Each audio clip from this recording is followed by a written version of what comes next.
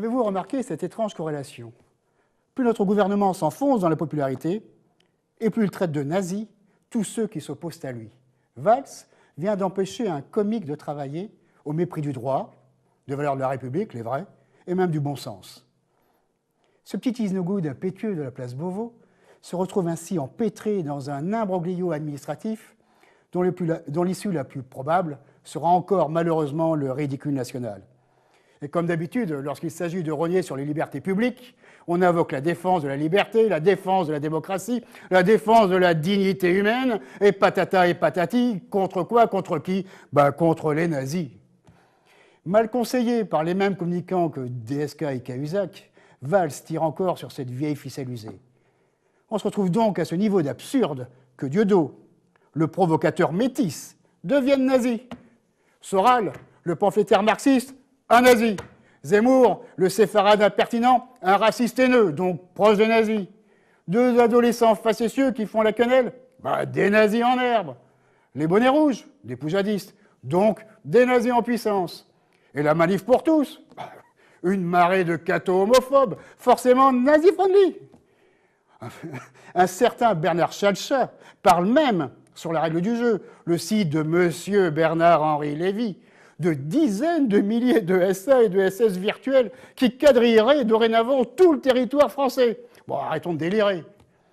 En d'autres temps, c'est l'antisémite qui faisait le juif. Aujourd'hui, c'est le socialisme libéral qui fait le nazi. C'est ce système qui m'a désigné comme nazi lorsqu'en dissolvant de façon illégale et injustifiée, troisième voie, a bafoué le droit fondamental d'association.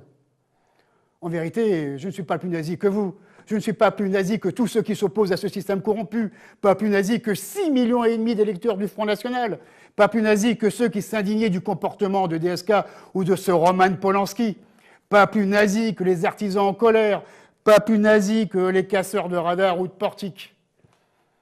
L'amalgame qui met tous ceux qui dérangent dans le même sac demande si peu d'efforts intellectuels que les émules du très transparent Harlem Désir sont été fait une spécialité.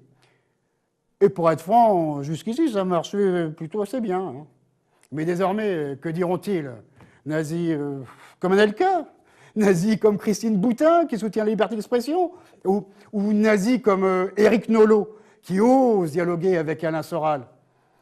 À la fin de toutes ces simagrées, on a presque envie de dire bienvenue au club. En fait, messieurs les conseillers en com, rappelez-vous quand même ce petit principe simple.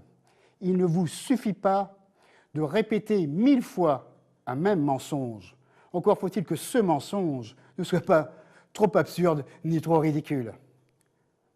Car ce que les Français sont de plus en plus nombreux à comprendre, c'est que pendant que vous amusez la galerie avec vos histoires de quenelles qui partent en quenouille, pendant que le gouvernement nous assomme de l'ère trop connu de l'antifascisme et de la République en danger, c'est une véritable dictature qui s'installe en France.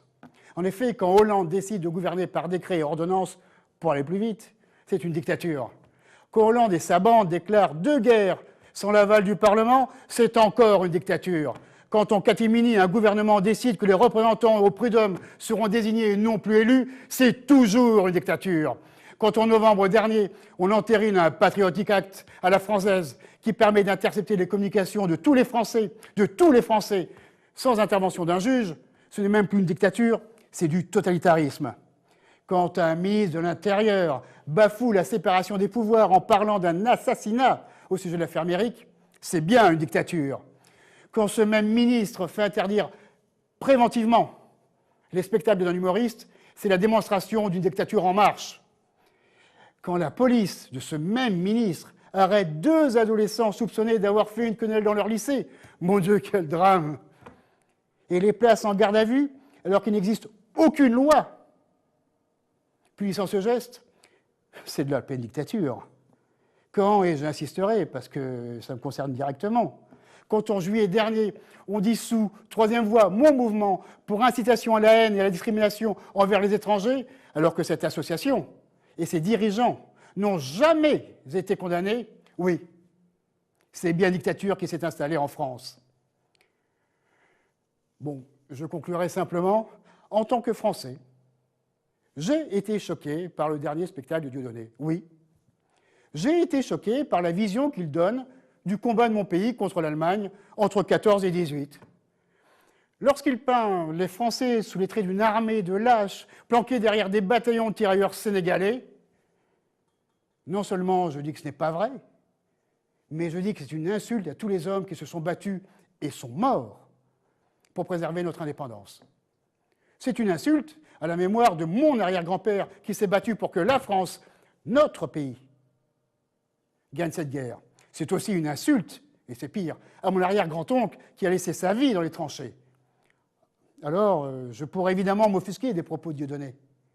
Je pourrais penser que mes ancêtres ne se sont pas battus pour qu'un siècle plus tard, un comique ridiculise et rabaisse leur sacrifice.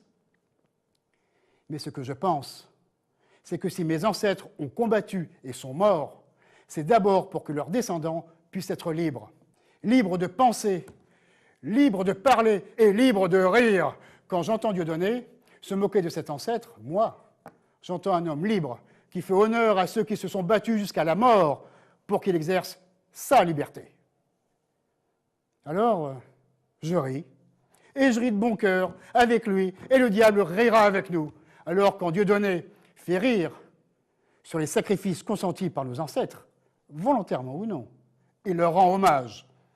Et surtout, Dieudonné n'insultera jamais plus ceux qui sont morts pour la liberté que ceux qui tentent de le faire taire. Merci.